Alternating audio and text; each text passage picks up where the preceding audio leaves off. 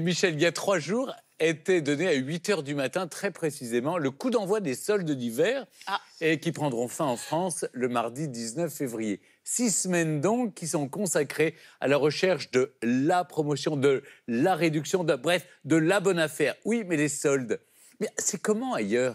Eh bien Stéphane, en ce qui concerne les soldes, l'Europe se divise en deux clans. D'un côté, les pays où les périodes de soldes sont réglementées, et on ne va pas se mentir, ils sont minoritaires, au premier rang desquels la France, l'Espagne, la Belgique ou l'Italie, et de l'autre les pays où les périodes de soldes ne sont pas réglementées, avec notamment l'Irlande, l'Autriche, le Portugal, Chypre ou encore la Lettonie.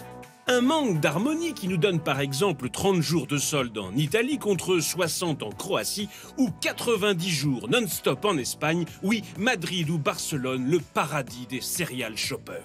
Et si en Allemagne, chez Angela, on laisse les commerçants libres de choisir leur période de solde d'hiver à partir de novembre et jusqu'à février, au Royaume-Uni, au pays de sa gracieuse majesté, les soldes, quant à elles, débutent dès le lendemain de Noël, le 26 décembre, qui est férié et appelé Boxing Day. Il n'est pas rare d'ailleurs d'assister à des bousculades en ce jour très spécial où les soldes avoisinent dès les premières heures des réductions de 70, 80 ou 90%. Oh my God! Car oui, au Royaume-Uni, la vente à perte est autorisée.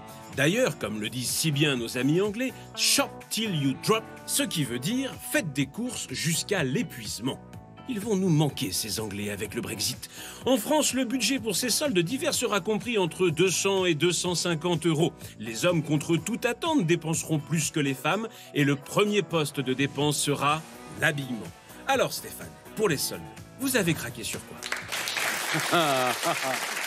Et alors vous avez le Boxing Day en Angleterre. Boxing Day, c'est pas boxing, Non, c'est maintenant oui parce que comme on a vu, il y a trop de monde, mais c'est à la base c'est boxing des boîtes.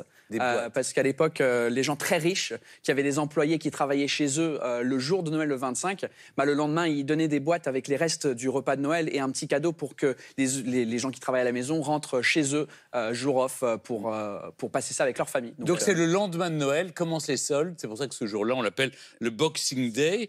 Alors comment ça se passe en Hongrie, comment ça se passe en Autriche, comment ça se passe en Grèce? Il y a des soldes aussi évidemment. Oui. 4 fois par an. C'est beaucoup. À peine on a mis en vente les premiers habits de la saison, le lendemain, déjà on les solde. Très bien. Mal. En Autriche, c'est pas réglementé, donc on a les soldes à la fin d'hiver et en été, mais on a aussi Black Friday qui est de plus en plus violent aussi chez nous. Mais voilà, c'est comme ça.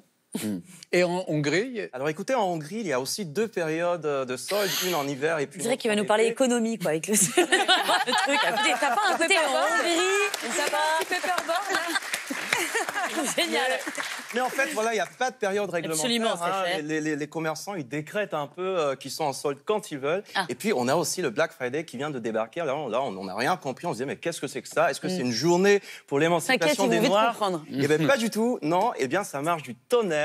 Les Hongrois dépensent 150 € pour le Black Friday. Ah oui, ça, c'est énormément d'argent pour eux. Oui, parce que le salaire moyen en Hongrie, il est encore inférieur à 1 000 €. Combien les gens dépensent en Grèce, par exemple, par jour? Pas beaucoup, quand même. Pas beaucoup. Ils dépensent 80% de leur argent aux vêtements. Oui. Et c'est une centaine d'euros. Enfin, ils sont quand même raisonnables, ça va. Oui, Pas... ça va.